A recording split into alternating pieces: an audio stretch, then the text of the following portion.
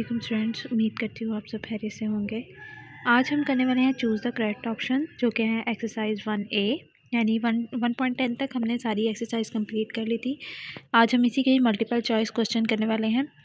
तो फर्स्ट वाला हमें कह रहा है the number that can be expressed in the form of P over Q। ज़ाहिर है जो हमें P ओवर Q की फॉर्म में नज़र आते हैं वो रैशनल नंबर्स होते हैं, और मिक्स्ड नंबर वो होते हैं जो आपको मिक्स्ड फ्रैक्शन के तौर पे नज़र आ रहे हैं, और होल नंबर होते हैं 0 से स्टार्ट, नेचुरल नंबर होते हैं 1 से स्टार्ट। तो जो P ओवर Q की फॉर्म में लिखे जा सकते हैं वो हमारे पास रैशनल नंबर्स होते हैं। उसके बाद हमारे पास है सेकंड, जिसमें वो कहते हैं the set of rational number is denoted by. Rational number का जो सेट होता है उसको हम Q से डिनोट करते हैं, W से हम होल नंबर को करते हैं, N से हम नेचुरल नंबर को करते हैं, Q बार से Q बार वाला हमारे पास कोई भी जो है सेट नहीं होता। 1/3 मल्टीप्लाई बाय 18 एंड 6। अगर मैं 3 को 18 6 टाइम, क्योंकि अगर मैं इसको कटिंग करती हूँ 3 के टेबल 3 6 टाइम 18 और 6 6 टाइम 36, तो माइनस भी है तो -36 इसका ए ऑप्शन आएगा। 4 ऑप्शन में वो कह रहे हैं -17 और प्लस। अब इसका मैं आपको बताती हूँ, देखिए +17 और -17, अगर माइनस को अंदर अप्लाई कर दे तो पहला माइनस हो जाएगा, दूसरा प्लस हो जाएगा। प्लस माइनस जो सेम डिजिट होते हैं वो कटिंग होकर 0 बनते हैं।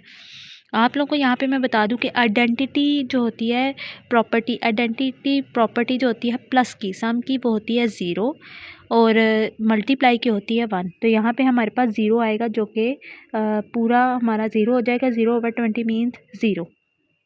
उसके बाद है हमारे पास फिफ्थ ऑप्शन, वो कह रहे हैं -5/6 प्लस 3/7 इक्वल होते हैं 3/7 प्लस किसके। तो यहाँ पे हमारे पास आएगा -5/6। यहाँ पे आपके पास प्रॉपर्टी है, ये है कम्यूटेटिव प्रॉपर्टी।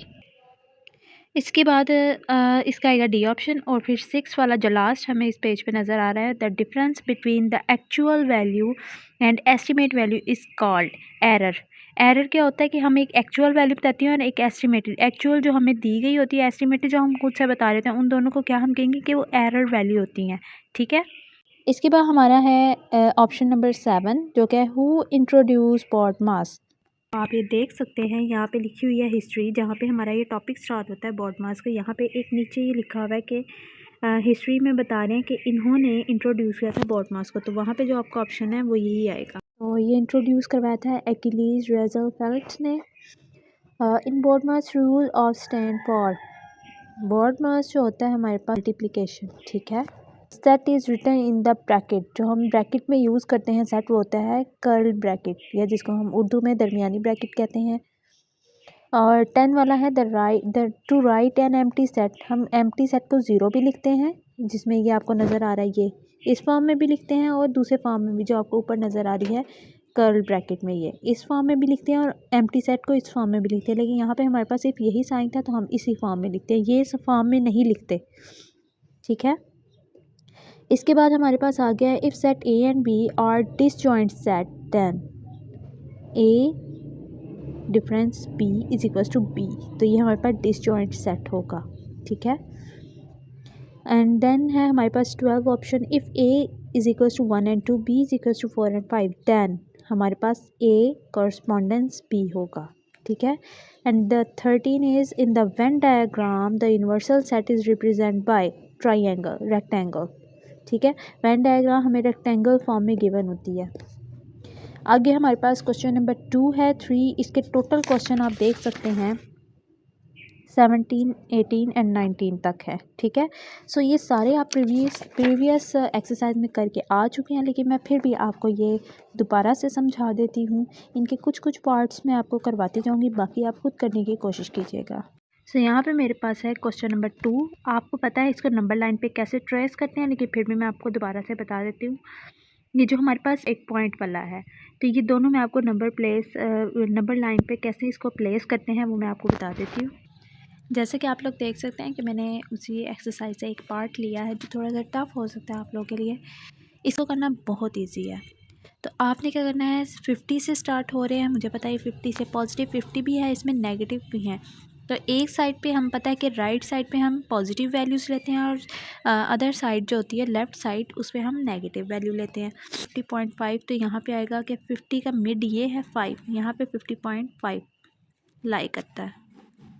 तो हम 50.5 लिख लेते हैं। सेकंड हमारे पास है 55.5, इट्स मीन 55 के बाद यहाँ पे फिर ये इसका मिड आता है तो यहाँ पे 55.5 होगा।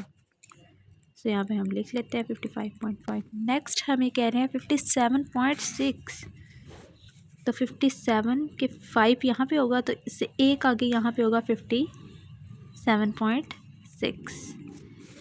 अब हमारे पास आ जाती है नेगेटिव वैल्यू, तो 53 पहले लिखेंगे तो 53.5 है।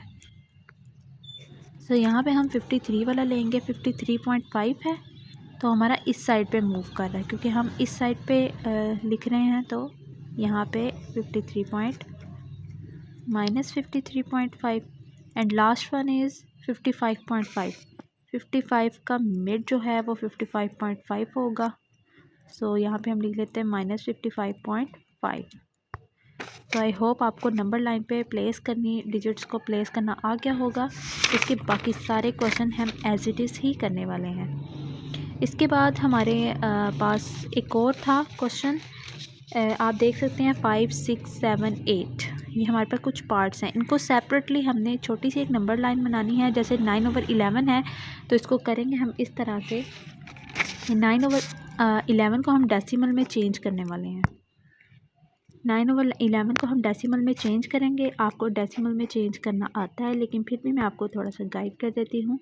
सो 11 पे डिवाइड करेंगे 0.0 हम इसलिए लगा रहे हैं क्योंकि 11 बड़ा हो जाएगा और 9 छोटा था, तो इसलिए हमने 0 पॉइंट लगा के इसमें यहाँ पे 0 बढ़ा दिया। 8 टाइम हमारे पास आ जाता है 88। सो 10 में से 8 2 0 20, ये ऐसे ही चलता जाएगा। तो हम यहाँ पे इसको स्टॉप कर देते हैं।